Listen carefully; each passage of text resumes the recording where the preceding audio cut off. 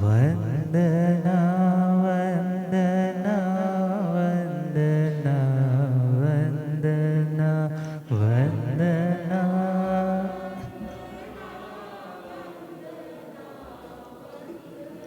मुझको तारो प्रभु तारे जो चंदना, मुझको तारो प्रभु तारे। वंदना वंदना वंदना वंदना वंदना वंदना वंदना। तेरे चरणों में दाता मेरा ध्यान हो, तेरे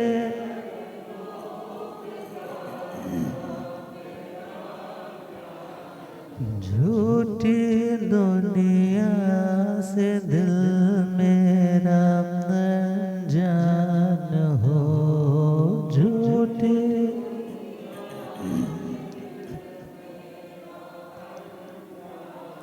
चाहे सुख में रहो चाहे दुख में रहो, चाहे सुख में रहो चाहे समता टूटे नहीं है यही स्पंदना, समता टूटे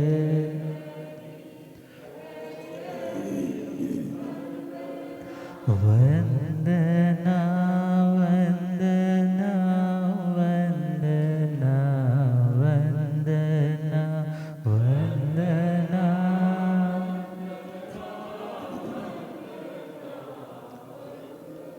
अनंत अनंत शांति के निकेतन शासनपति श्रवण भगवान महावीर स्वामी के पावन चरण अरविंदों में हार्दिक भावना वंदन नमन। मेरे अंधेरे जीवन को रोशनी प्रदान करने वाले परम उपकारी आगम ज्ञान के भंडार आगम ज्ञाता आगम पुरुष जिन शासन रतन हिमाचल केसरी उपाध्याय भगवंत श्रद्धे गुरुदेव श्री जितेंद्र मुनि जी महाराज साहब के पावन चरण कमलों में हार्दिक भावना वंदन नमन। पाठ पर विराजमान तपस्वी रतन श्री प्रभु मुनि जी महाराज साहब के चरणों में भावना वंदन नमन। आदरणीय मधुर वक्ता सेवा भावी श्री मुदित मुनि जी, धर्म सभा में उपस्थित धर्मानुरागियों, सुशीलवती माताओं एवं बहनों, असीम पुण्योदय से भाग्योदय से आप सबको संतों का समागम और वीतरागवाणी श्रवण करने का सुअवसर प्राप्त हो रहा है। श्रवण कर रहे हैं श्रीमद् उत्तराधीन सूत्र प्रथम अध्ययन विनय श्रुति। इस अध्ययन में मूलतः यह बताया है कि शिष्य कैसे बना जाता है। क्या शिष्य कैसे बना जाता है, ये नहीं बताया गुरु कैसे बना जाता है। क्या बताया? क्योंकि यदि शिष्य गुरु के अनुशासन में रहना सीख जाता है तो एक दिन वही शिष्य दूसरों पर शासन करने का अधिकारी बन जाता है।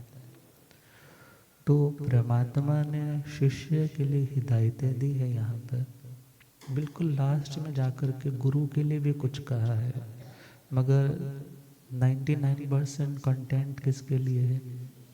शिष्य के लिए।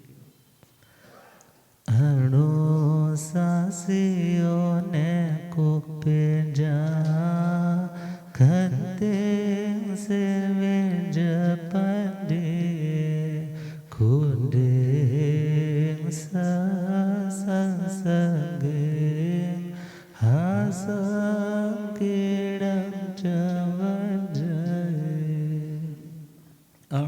अनुशासियों ने कुपेजा। यदि गुरुजन एक शिष्य को व्यवस्था में बांधे रखने के लिए कुछ कठोर नियम बना करके उसे रोकते हैं, तो शिष्य का कर्तव्य है, भगवान कह रहे हैं कि उसे अपने गुरुओं पे क्रोध नहीं करना।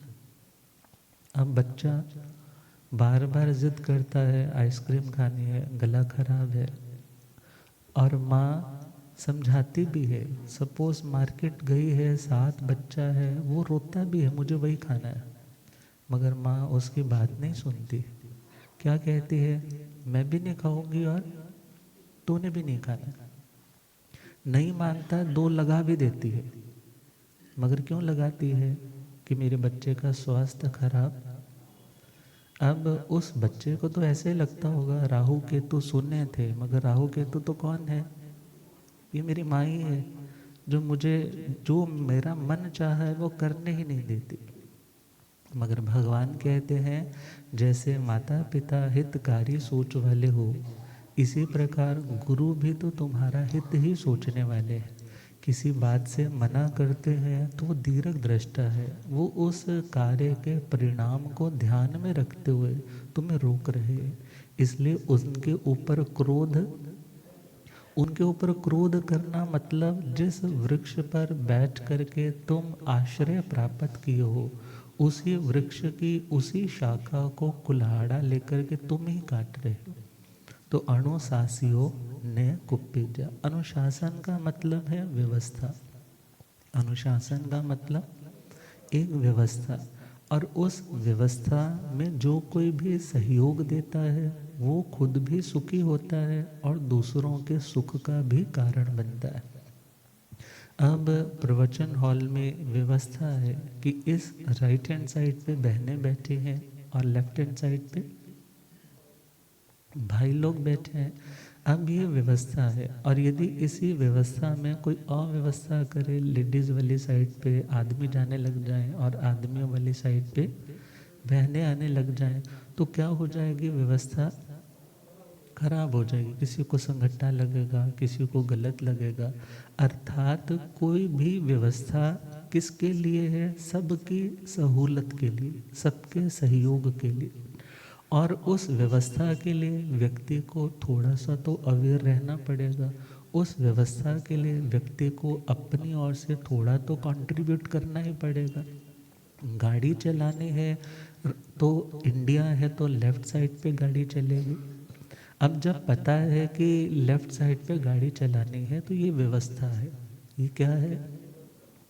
ये पता है स्कूल आ रहा है, कॉलेज आ रहा है, हॉस्पिटल आ रहा है, तो यहाँ पे हॉर्न नहीं बजाने हैं। मालूम है कि इतनी स्पीड से, ज़्यादा स्पीड पे गाड़ी नहीं चलानी। While you are driving you have to use seat belt. और यदि बाइक चला रहे हो तो तुम्हें हेलमेट वेयर करना है। ये क्या है? व्यवस्था। इसमें उनका फ़ायदा कितना है? ऐसा नहीं है। फ़ायदा किसको होगा? एक्सीडेंट से बच जाओगे। एक्सीडेंट सपोज हो भी गया है तो बचाव हो सकेगा, कोई ब्रेन इंजरी नहीं आएगी। सीट बेल्ट लगी है तो भी बचने के चांसेस बढ़ जाएंगे। अर्थात जो व्यवस्था है, जो कानून है, वो किसके लिए है? सबकी सेफ्टी के लिए। किसके लिए? सबकी सेफ्टी के लिए। ऐसे ही भगवान ने जो व्यवस्था दी है, भगवान ने जो नियम दिए हैं, भगवान के उन्हीं नियमों को जो गुरुजन समझा रहे, और जो शिष्य उस व्यवस्था के अनुरूप चल करके खुद व्यवस्थित रहता है तो वो खुद सुखी रहता है। कैसा रहता है? खुद सुखी रहता है। और यदि उस व्यवस्था को तोड़ देता है तो कहते हैं एक बार ना बंदर, कई सारे बंदर थे, एक नौका में बिठा करके नाविक ने दूसरे किनारे पर लेकर जाना था उन बंदरों को, मगर अभी कोई काम था इसलिए उसने उस रस्सी को ना किनारे पर खूंटे से बांध रखा था। मगर उनमें से एक बंदर बड़ा उतावला था, कहने लगा अभी तक आया नहीं, अभी तक आया नहीं, अभी खुद चलते हैं। और उसने क्या कर लिया? रस्सी को वहाँ से खोल लिया। अब खोल लिया तो जैसे जैसे हवा का झोंका तेज चलता है तो नौका तेज हो जाती है, उछलते हैं, कूदते हैं, तालियां बजाते हैं, कितनी मौज लग गई। अभी तक तो हम गुलाम थे, अभी तक तो उसकी इच्छा से चलते थे, अब देखो कितना आनंद है। मगर ऐसे चलते चलते आगे चट्टान आई और उस चट्टान से मोड़ने के लिए उस कश्ती को कोई मल्लाह नहीं है, और उस सिचुएशन में उसी तेज बहाव में वो कश्ती टकराई और वहीं पर वो सारे के सारे डूब करके मर गए। ये व्यवस्था, व्यवस्था मतलब अपनी उस किनारे की खूंटी से बंधे रहना, और जब मल्लाह चलाए तो उसके अनुसार चलना, और यदि उसके अनुसार नहीं चलेंगे तो विनाश, दुख, तकलीफ उस व्यक्ति को उठानी पड़ती है।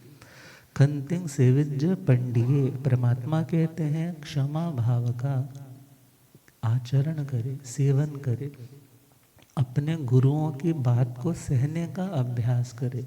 उनको सिर्फ कहने का ही नहीं, बल्कि कहने का तुम्हें अधिकार है, उनसे पूछ सकते हैं, मगर विनय पूर्वक, क्योंकि वो तुम्हें पकड़ करके यहाँ नहीं लेकर आए, तुम स्वयं उनकी शरण में चल करके आए हो, इसलिए तुम्हें उनके अनुकूल चलने का प्रयास करना।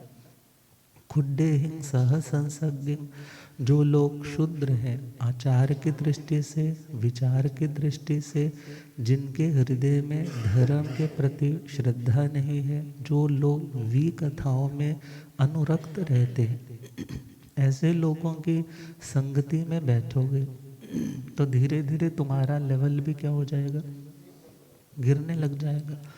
अब बहुत से बच्चे जिनको कॉन्वेंट स्कूल्स में आजकल पढ़ाने के लिए डालते हैं, मगर जब गली मोहल्ले में खेलने के लिए जाते हैं तो गाली गलोच तो पता नहीं उनकी वोकैबुलरी कितनी स्ट्रांग हो जाती है। अब विचार करना, इतनी गालियाँ सीखी कहाँ से सीखी? कोई ट्यूशन नहीं रखी, कोई स्कूल की फीस नहीं दी, मगर फिर भी सीख के आए। बिकॉज जो गलत चीज़ है उसका इम्प्रिंट, उसका प्रभाव जल्दी पड़ता है। क्यों पड़ता है? क्योंकि आत्मा का जो अभ्यास है, अभ्यास मतलब पुनरावृत्ति, अभ्यास का मतलब पुनरावृत्ति, रेपिटिशन ऑफ एनी प्रोसेस। उन्होंने पाप कर्मों का अभ्यास हर आत्मा ने अनेकों बार किया है, मगर धर्म का अभ्यास उसका बहुत थोड़ा है, संयम का अभ्यास उसका बहुत थोड़ा है, सेल्फ कंट्रोल का अभ्यास उसका कम है। इसलिए बहाव की ओर बहना, बहाव के साथ बहना आसान है, मगर उस धारा से विपरीत चलने में जोर लगता है। मगर जो जोर लगाता है वही जोरदार कहलाता है, वही कोई जोरदार काम करके अपनी मंजिल तक पहुंच पाता है। तो भगवान का कहना है जो लोग निकृष्ट, अधम है, पतित है, आचार से, विचार से, खाने पीने की दृष्टि से, मेंटेलिटी की दृष्टि से, जिनका स्टैंडर्ड धर्म के स्टैंडर्ड के साथ मैच नहीं करता, बल्कि धार्मिक कैटेगरी के लोगों के स्टैंडर्ड से बहुत डाउन है। इकोनॉमिकली स्ट्रांग होना बड़ी बात नहीं है, तुम्हारी बहुत चलती है ये भी कोई बड़ी बात नहीं। सनत कुमार चक्रवर्ती जब सुनंदा पटरानी के साथ आए हैं तो संभूति मुनि के चरणों में उनकी क्या लगी है, बालों की लट लगी है। उन्होंने निदान कर लिया कि मेरी साधना का फल हो तो मैं भी क्या बनूं, चक्रवर्ती बनूं। आज ब्रह्मदत्त चक्रवर्ती बन गए हैं, 6 खंडों में चलती है उनकी। कहाँ चलती है? 6 खंडों में हुकूमत चलती है। मानो कि पूरी के पूरे इस भूगोल के, भारत के क्या बन गए हैं, वो राजा बन गए हैं। अब किसी को चाहे जेल में डाल दें, किसी को चाहे मुक्त कर दे, अर्थात अथॉरिटी में कोई कमी नहीं है। मगर जब कर्म बंधते हैं तो कर्म के सामने फिर कर्म की अथॉरिटी चलती है। तुम्हारी अथॉरिटी 7वीं नरक में जाना पड़ा, मीन्स वो अथॉरिटी काम नहीं आई। इसलिए परमात्मा का कहना है जिन लोगों का आचार विचार साधनामय नहीं है, उन लोगों की संगति का क्या करे, त्याग करे। खीयते ही मतिस्तात हीने सह समागम समयश्च समताम याति विशिष्टश्च विशिष्टता। हे तात, तुम्हें क्या करना है? हीयते ही मतिस्तात, यदि हीन लोग अपने से निकृष्ट कम लेवल वाले सोच विचार वाले लोगों के साथ उठो बैठोगे, धीरे धीरे तुम्हारा स्टैंडर्ड ऑफ थिंकिंग भी क्या हो जाएगा, डाउन चला जाएगा। अब विचार करो ना, यदि तुम मायावी छल कपट करने वाले लोगों की संगति में, षड्यंत्र रचने वालों की संगति में ज़्यादा बैठते हो, तो तुम्हारे मन में भी जाल, तुम्हारे मन के अंदर भी जाल साजी करने के विचार आने लग जाएंगे। तुम किसी धर्मात्मा के संगति में बैठते हो जिसको अपने का पापों के ऊपर बहुत गलानी होती है, जो गुरुओं के समक्ष जाकर के अश्रुपूरित नेत्रों के साथ अपनी आलोचना करते हैं, उन्हें देख करके क्या भावना आती है, अरे आदमी हो तो ऐसा हो, यदि गलत किया है तो उसको एक्सेप्ट करके उसको सुधारने के लिए तैयार है। पढ़ने लिखने वाले लोगों की संगति करोगे तो स्वाध्याय की प्रेरणा मिलेगी, और यूं ही पंजाबी में को ना गेड़ियाँ मारने वालों की संगति करोगे तो लगेगा कि यही जिंदगी बहुत अच्छी है। अब परमात्मा कहते हैं कि जिन लोगों का आत्मा के हित के रूप जो शिक्षाएं हैं उनको अपनाने में जिनका पराक्रम नहीं है, भावना भी नहीं है, ऐसे लोगों को दूर से ही छोड़ने का प्रयास करें। क्यों? क्योंकि हीन लोगों की संगति से हमारे अंदर भी हीनता आती है। समयश्च समताम याति, और जो हमारे सेम लेवल के लोग हैं उनकी संगति में बैठते उठते हैं तो धीरे धीरे सपोज हम आगे नहीं बढ़ पाए तो एटलीस्ट हम डाउन भी नहीं जा पाए, हमारा लेवल क्या रहेगा, मेंटेन रहेगा। और विशिष्टे च विशिष्टता, जो अपने से कुछ विशेष कुछ एक्स्ट्रा ऑर्डिनरी करने वाले हैं, हमारे से ज़्यादा लंबी जिनकी छलांग है, ज़्यादा बड़ी जिनकी सोच है धर्म में और उत्तम कर्म में, ऐसे लोगों की संगति करोगे तो हमें प्रेरणा, इंस्पिरेशन, मोटिवेशन मिलेगी कि हमें भी क्या करना है, कुछ ऐसा ही करना है।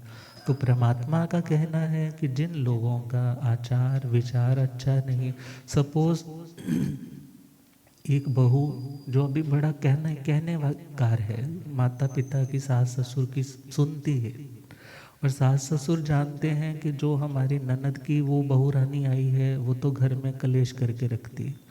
अब वो अपनी बहू को क्या बोलते हैं, बेटा इसके साथ तुम्हें ज़्यादा बैठना क्यों नहीं बैठना, क्योंकि इसकी संगति में बैठोगे ये सबकी बुराई करेगी, उनकी गलतियां गिनाएगी, और तुम्हें भी वो लोग फिर अच्छे वाले भी बुरे लगने लग जाएंगे। अब बड़े कोशिश करते हैं, हो सकता है दुनियादारी में सब लोग इतने निष्पक्ष न हो, मगर गुरुजन तो निष्पक्ष ही होते हैं। वो जानते हैं कि इस व्यक्ति को पास बिठाना अच्छा है या नहीं अच्छा है, इस व्यक्ति के साथ बात करना अच्छा है या नहीं अच्छा है। और यदि गुरु समझाते हैं कि ऐसे लोगों की संगति नहीं करनी, तो परमात्मा कहते हैं वहाँ से खुद को रोकने का प्रयास करें। हासं कीड़ं च वज्जय, यदि सीधा स्ट्रेट इस लाइन का मीनिंग निकाले तो खुड्डे हिंग सह संसग्धिंग हासं कीड़ं च वज्जय, तो अर्थ होगा जो क्षुद्र लोग हैं, जो आचार विचार से पतित है, उनकी संगति और उनके साथ हंसना खेलना इत्यादि उसका वर्जन त्याग कर दे। तो अब क्वेश्चन आ जाता है, तो क्या संत हंसते और खेलते भी हैं? क्या संत हंसते खेलते भी हैं? तो हंसते खेलते का तो बड़ा सिंपल सा मीनिंग हम मीन्स जो चीयरफुल रहते हैं, प्रसन्न रहते हैं, किसी भी परिस्थिति में अपनी मनस्थिति को डिस्टर्ब नहीं होने देते। तो उस दृष्टि से कहा, जिन लोगों का आचार विचार अच्छा नहीं है उनके साथ मेल मिलाप नहीं रखना। हंसना खेलना मतलब उनके साथ मेल मिलाप नहीं रखना। अब एक व्यक्ति सपोज अच्छा है, मगर किट्टी पार्टी के ग्रुप में ना छः कपल्स है, एक अभी तक अच्छा है, पीता भी नहीं है, खाता भी नहीं है, कोई पैसा भी नहीं लगाता है, मगर सब लोग उसको क्या बोलते हैं, पागल है, ज़माना कितना बदल गया, कौन से महाराज तुझे यहाँ देखने आ रहे हैं, कौन से यहाँ कैमरे की रिकॉर्डिंग करके हम किसी को भेज रहे हैं, तू भी थोड़ा स्टार्ट कर, तेरे को अच्छा लगेगा। वो तो डूबे ही हुए हैं, उनको सहन नहीं होता है कि सामने वाला क्यों किनारे पर बैठा है। अब जब बार बार प्रेशर होता है तो धीरे धीरे तुम्हारा स्टैंडर्ड भी क्या हो जाता है। ये तो कोई विरला होता है।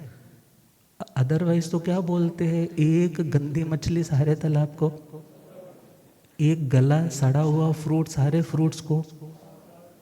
मगर अब विचार करना है, सारे तो स्थूल भद्र जी की तरह उस कोशा वैश्या को श्राविका नहीं बना सकते, मगर हाँ जो उनकी रीस करके संत गया था सिंह गुफावासी मुनि, वो क्या बन गया था, वो तो उस पामर के चरणों का दास बनने के लिए तैयार हो गया था। तो परमात्मा का कहना है जो आचार विचार से पतित है, ऐसे लोगों की संगति को क्या कर दो, छोड़ दो, क्योंकि सब दोस्त है। आज के टाइम के देखा जाए सब दोस्त है अपने मतलब के, दुनिया में तुम्हारा कोई नहीं। सब दोस्त है अपने मतलब के, दुनिया में तुम्हारा कोई नहीं है। बनी बनी के सब साथी, मुश्किल में तुम्हारा कोई नहीं। आज 4 पैसे जेब में खनकते हैं ना, तो पार्टीज के लिए कभी कसौली जा रहे हैं, कभी स्विट्ज़रलैंड जा रहे हैं, कभी कहाँ जा रहे हैं। कल को बैंक करप्टेड हो गए तो तुम्हें कोई साथ लेकर नहीं जाएगा। मगर तुम्हारी जो आदतें लग चुकी है, तुम्हारे जो एक्सपेंसेस बढ़ चुके हैं, तुमने जो खर्चे बढ़ा रखे हैं, वो तुम्हें अंदर ही अंदर घुटन देंगे, वो अंदर ही अंदर तुम्हें तड़ पाएंगे। परमात्मा कहते हैं तुम्हें गलत ट्रैक पर जाना ही नहीं है। स्टार्टिंग में ही कहते हैं यदि कपड़े में एक टोक लग जाए ना, तो उसको उसी टाइम सी लेना चाहिए। क्यों? क्योंकि उसको नहीं ना सियोगे, धीरे धीरे कपड़ा फटता जाएगा। इसलिए कहा जिनके तो बेचारों के पहले ही फटे हाल है, उनकी संगति में जो पहले अधनंगे हैं, उन लोगों की संगति में जाओगे तो लगेगा ये तो चलता है, ये तो फैशन है, इसमें तो कोई प्रॉब्लम ही नहीं है। इन्होंने पी लिया, खा लिया, या इधर उधर गैम्बलिंग कर ली, या प्रोस्टिट्यूट में चले गए, क्या प्रॉब्लम है। मगर परमात्मा का कहना है जब धर्म के लाइट में तुम अपनी जिंदगी को निहारोगे, तुम्हें जो गलत लगता है और जो लोग उन गलतियों के शिकार है, तुम उन्हें सुधार नहीं सकते, तो एटलीस्ट तुम खुद को क्या रखो, उनसे अलग रखो। हासं कीड़ं च वज्जे, सेकंड मीनिंग इसका निकलेगा साधु को किसी का मजाक नहीं करना। हासं मतलब किसी पे हंसना नहीं है। कोई शिक्षा देने वाला बहुत बार शिक्षा तो देता है, मगर उसकी अपनी लाइफ में वो बात किसी ज़माने में रही होती है। अब व्यक्ति क्या कहता है, हमें चला शिक्षा देने। अपनी ज़िंदगी में पता है कितनी कमियां हैं, अपने टाइम में पता नहीं कितने कितने बड़े बड़े क्या कर चुका है। अब ऐसे लैंग्वेज बोलते हैं कि सामने वाला व्यक्ति जब उसके कानों तक वो आवाज़ पहुंचती है तो कहता है ऐसे लोगों को तो शिक्षा देने की ज़रूरत, खुद ठोकर लगेगी, अकल आ जाए। मगर परमात्मा कहते हैं यदि तुम चाहते हो कि बड़े हमें रोकते रहे, टोकते रहे, हमारे जीवन का निर्माण करते रहे, जो एक्स्ट्रा मिट्टी है उसको निकालते रहे। बिकॉज जब कभी दर्जी के पास सूट के लिए जाते हो बनवाने के लिए, तो वो क्या करता है, पहले साइज लेगा, साइज लेने के बाद क्या करेगा, काटेगा। अब काटेगा तो काटने का मतलब जो एक्स्ट्रा है उसको तो निकालना ही पड़ेगा ना, उसके बाद ही तो डिज़ाइन जो आपका रिक्वायर्ड है उसके अकॉर्डिंग वो स्टिच करके देगा। अब इसी प्रकार गुरुजन जानते हैं कि इस आत्मा के लिए क्या फिटिंग है, इस आत्मा को क्या चाहिए, और फिर जो एक्स्ट्रा है उसको क्या करना है, निकालना भी तो है ना। अब निकालना मतलब उसको काटना। तो परमात्मा कहते हैं उनके उस अनुशासन को, उनकी उस जब कैंची जब चलती है ना सेंसर बोर्ड की, परमात्मा कहते हैं उन पर गुस्सा नहीं करना, उन पर गुस्सा नहीं करना। बिकॉज वो तुम्हारे भले के लिए, तुम्हारे भविष्य को सेफ एंड सिक्योर देखना चाहते। दैट्स वाई वो अगेन एंड अगेन ना चाहते भी हुए भी तुम्हें बोल रहे। उन्हें भी अंदर से डर है कि कहीं मेरी बेइज्जती ना कर दे, मगर फिर भी वो अपने कर्तव्य से पीछे नहीं मुड़ रहे। इसलिए तुम्हारा भी कर्तव्य है कि उनको बार बार बोलने का मौका ना दिया जाए। हासं कीड़ं च वज्जे, क्रीड़ा प्रियता, अर्थात ठीक है, वैसे लिखने में एक लाइन आती थी, work while you work, play while you play, this is the only secret to be happy and gay. अर्थात यदि तुम खुश रहना चाहते हो तो जब पढ़ रहे हो तो पढ़ाई पे कंसंट्रेट करो, अच्छे से पूरे मनोयोग से पढ़ो, और जब तुम खेल रहे हो, रिलैक्स हो रहे हो, तो उस टाइम पढ़ाई की चिंता नहीं करो। अर्थात एक कार्य को एक वक्त पे करोगे तो आज की टाइम की परिभाषा में इसे बोला जाता है माइंडफुलनेस। मेडिटेशन का एक टाइप है माइंडफुलनेस, कि तुम्हारा माइंड, तुम्हारे थॉट्स उस एक कार्य में ही पूरी तरह से भर जाए कि तुम फिर खुद फुलफिलमेंट फील कर पाओ कि मैं भरपूर हूँ, मैं चिंताग्रस्त नहीं हूँ। मगर व्यक्ति अधूरा करता है, कुछ भी करता है अधूरा करता है। एक काम करते हुए भी कई काम उसके ध्यान में साथ साथ चल रहे, इसलिए कुछ भी करते हुए उसको आनंद नहीं आता, कुछ भी कंप्लीट टाइम पर होता नहीं, पॉजिटिविटी बढ़ती नहीं और रिलैक्स हो नहीं पाता।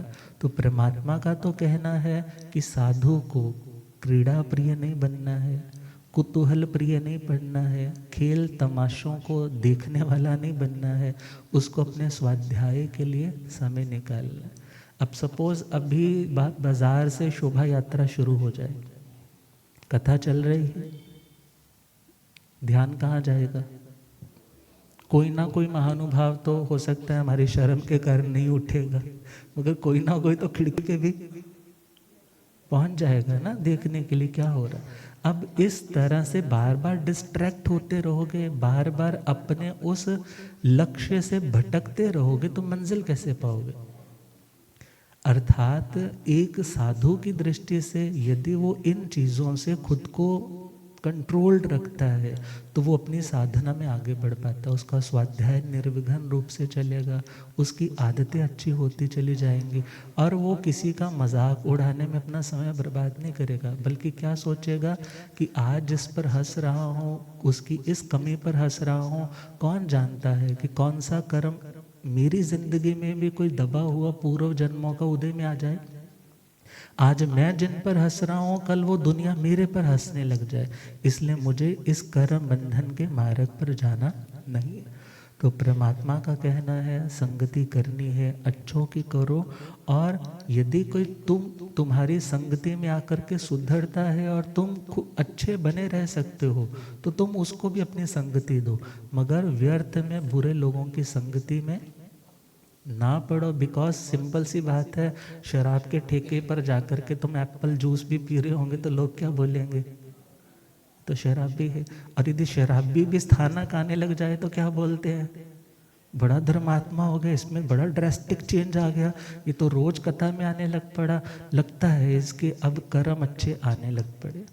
अर्थात अच्छी जगह का प्रभाव एक टाइटल भी गुड नेम में आ जाता है। मगर हाँ, जो व्यक्ति अपनी उन वृत्तियों को नहीं छोड़ता फिर उस व्यक्ति को लोग ढोंगी भी बोलने लग जाते हैं। मगर आत्मा को अपने कल्याण के लिए आगे बढ़ना है तो परमात्मा की नेक्स्ट शिक्षा है माया चंडाले अंकासे भोया माया लवे कालेना जेता तो जाए जाएगा। माया चंडालियांका से,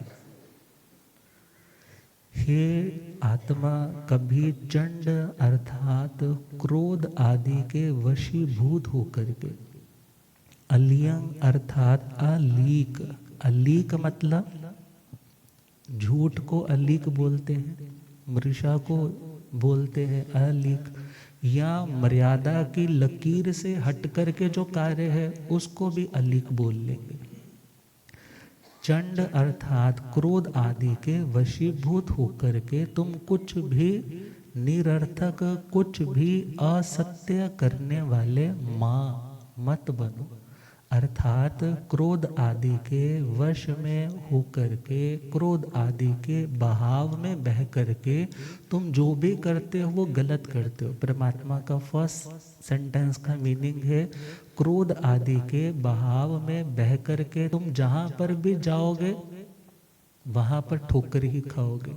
सेकंड पॉइंट है बहुयंग माया आलवे, परमात्मा की सेकंड हिदायत सुखी रहने की, बहुता भी ना बोले, बहुता भी, बहुयंग माया आलवे, माँ अर्थात मत, आलवे मतलब आलपेत मीन्स अलाप संलाप वर्ड आता है ना, ज़्यादा भी न बोले, मीन्स बोलना है तोल कर बोले, सोच कर बोले, उस बोले हुए का क्या परिणाम आएगा इस बात पर ध्यान रखते हुए बोले। कालेण यह अहिज्जिता, स्वाध्याय का जो समय है उस स्वाध्याय के समय में स्वाध्याय करे, और स्वाध्याय करके तो झायज ए गो, अर्थात एकांत स्थान ढूंढ करके दुनिया के विचारों से खुद को अलग करते हुए एकत्व भाव में आकर के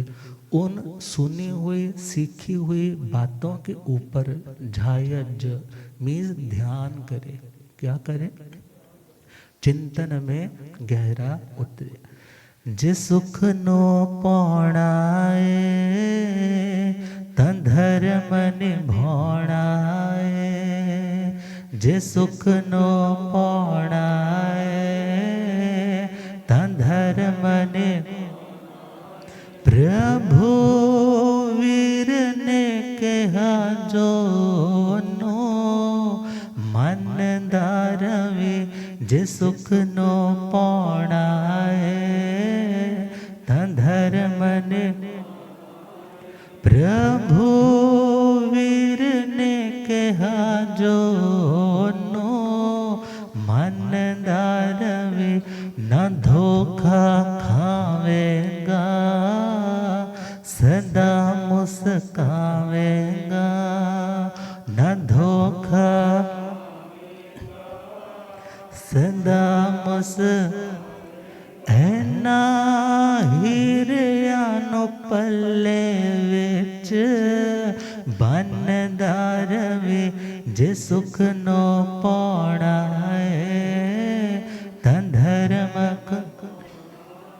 हुकंदे गुस्से दा भूत तेनो घेरे, हाकार दे हनेरे, हनेरे विच नयो चलना, कंदे गुस्से दा भूत तेनो घेरे, हाकार दे हनेरे, हनेरे विच नयो चलना, आंधी दे विच अंधा बन के बंदा समझ न पांदा, चंगे माड़े नो नफा ते हाड़े नो, ओ चंगे माड़े नो नफा ते हाड़े, ना तो पागला दे वांग कच्चा कानदार वे, जे सुख नो पौणाए तन धर्म निभाणाए, जे सुख नो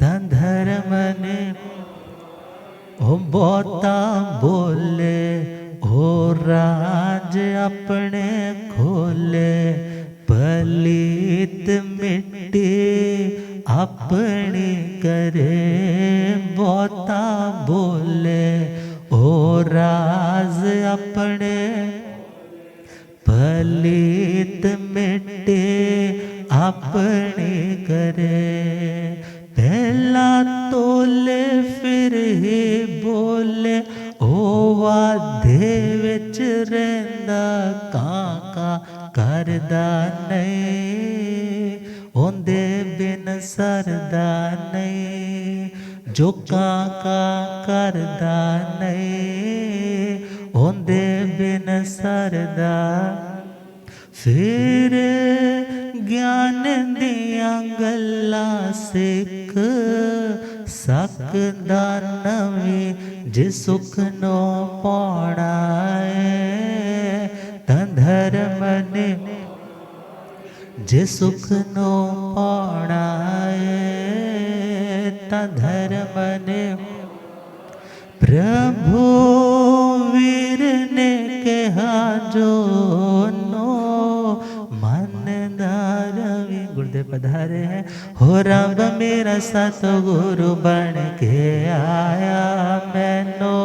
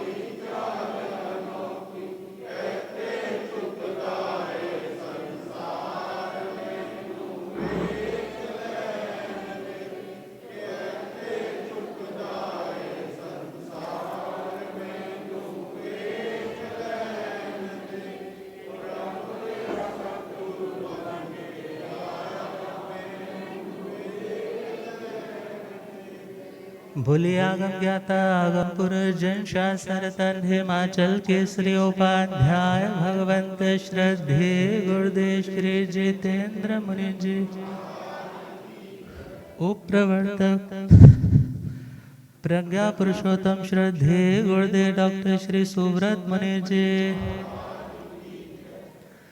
जे सुख नो पौड़ाए तन धर्म निभौड़ाए, जे सुख नो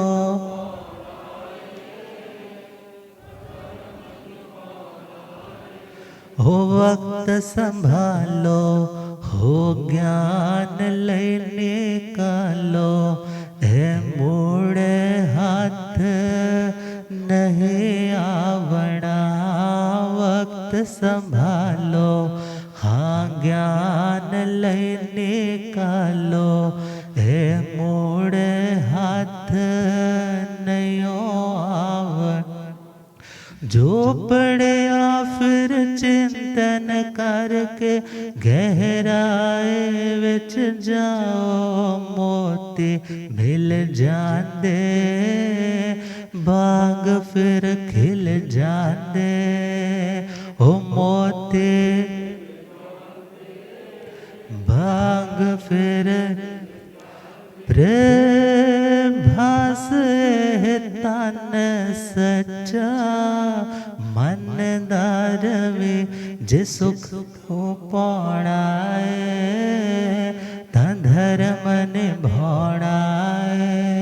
प्रभु वीर ने कहा जो नो, मन दारवे जे सुख नो, तन धर्म ने। गुरुदेव कृपा करे। इन्हीं भावनाओं के साथ आगे का कल चिंतन करेंगे। आप बड़े महाराज।